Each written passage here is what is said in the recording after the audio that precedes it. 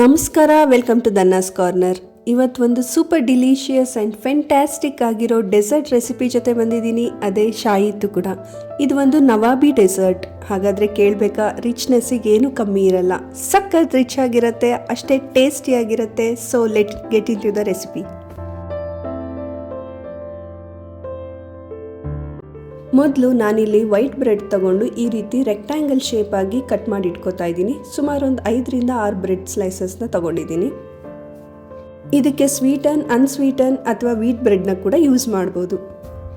ಬ್ರೆಡ್ನ deep fry ಮಾಡೋದಕ್ಕೆ ಸುಮಾರು ಒಂದು ಅರ್ಧ ಕಪ್ಪಷ್ಟು ಎಣ್ಣೆ ಮತ್ತು 1 ಟೇಬಲ್ ಸ್ಪೂನಷ್ಟು ತುಪ್ಪ ತಗೋತಾ ಇದ್ದೀನಿ. ಡೀಪ್ ಫ್ರೈ ಮಾಡೋದಕ್ಕೆ ಇಷ್ಟ ಇಲ್ಲದೆ ಇರೋರು ತವಾ ಫ್ರೈ ಕೂಡ ಮಾಡ್ಕೋಬೋದು. ಎಣ್ಣೆ ಬಿಸಿ ಆದಮೇಲೆ ಒಂದೊಂದೇ ಬ್ರೆಡ್ ಪೀಸಸ್ ಹಾಕಿ ಗೋಲ್ಡನ್ ಬ್ರೌನ್ ಆಗೋವರೆಗೂ ಫ್ರೈ ಮಾಡ್ಕೋಬೇಕು. ಎಣ್ಣೆನ ಆದಷ್ಟು ಮೀಡಿಯಮ್ ಫ್ಲೇಮಲ್ಲಿ ಇಟ್ಕೊಂಡೆ ಫ್ರೈ ಮಾಡ್ಕೊಳ್ಳಿ. ಎಣ್ಣೆ ಏನಾದರೂ ಬಿಸಿ ಕಮ್ಮಿ ಆದರೆ ಬ್ರೆಡ್ ತುಂಬಾ ಎಣ್ಣೆ ಎಳ್ಕೊಳ್ಳೋ ಚಾನ್ಸಸ್ ಇರುತ್ತೆ. ಸೊ ಮೀಡಿಯಮ್ ಫ್ಲೇಮಲ್ಲಿ ಇಟ್ಕೊಂಡೆ ಫ್ರೈ ಮಾಡ್ಕೊಳ್ಳಿ. ಇದೇ ರೀತಿ ಎಲ್ಲ ಬ್ರೆಡ್ ಪೀಸಸ್ನು ಫ್ರೈ ಮಾಡಿ ಎತ್ತಿಟ್ಕೊಳ್ಳಿ.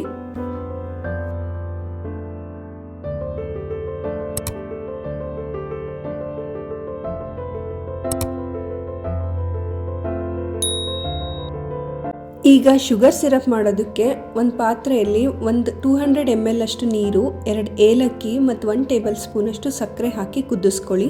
ಪಾಕ ಎಲ್ಲ ಮಾಡಬೇಕು ಅಂತಿಲ್ಲ, ಜಸ್ಟ್ ಏಲಕ್ಕಿ ಪರಿಮಳ ಎಲ್ಲ ಬಿಟ್ಕೊಳ್ಳೋವರೆಗೂ ಕುದಿಸ್ಕೊಂಡ್ರೆ ಸಾಕು.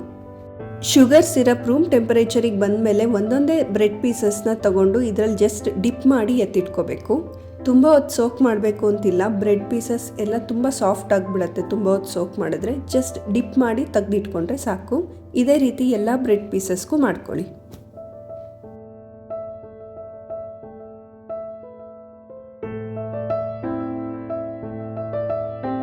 ಈ ರೆಸಿಪಿಗೆ ಮೇನ್ ಟೇಸ್ಟ್ ಕೊಡೋದೇ ರಬ್ಡಿ. ರಬ್ಡಿನ ಈಸಿಯಾಗಿ ಮಾಡೋದಕ್ಕೆ ಒಂದು ಕಪ್ಪಲ್ಲಿ ಹಾಲು, ಒಂದು ಅರ್ಧ ಕಪ್ಪಷ್ಟು ಮಿಲ್ಕ್ ಪೌಡರ್ ತಗೊಂಡು ಅದಕ್ಕೆ ಒಂದು 2 ಟೇಬಲ್ ಸ್ಪೂನ್ ಸಕ್ಕರೆ ಸೇರಿಸ್ಕೊಳ್ಳಿ.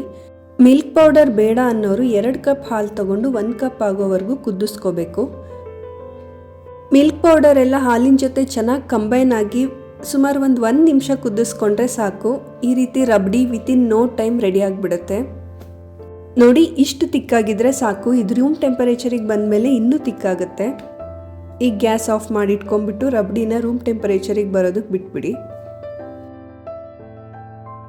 ರಬ್ಡಿ ತಣ್ಣಗಾದ್ಮೇಲೆ ನಾವು ಶುಗರ್ ಸಿರಪಲ್ಲಿ ಸೋಕ್ ಮಾಡಿರೋ ಬ್ರೆಡ್ ಸ್ಲೈಸಸ್ ಮೇಲೆ ಈ ರಬ್ಡಿನ ಹಾಕಿ ಬ್ರೆಡ್ ಸ್ಲೈಸಸ್ನೆಲ್ಲ ಈ ರಬ್ಡಿಯಲ್ಲಿ ಸೋಕ್ ಮಾಡ್ಕೊಳ್ಳಿ.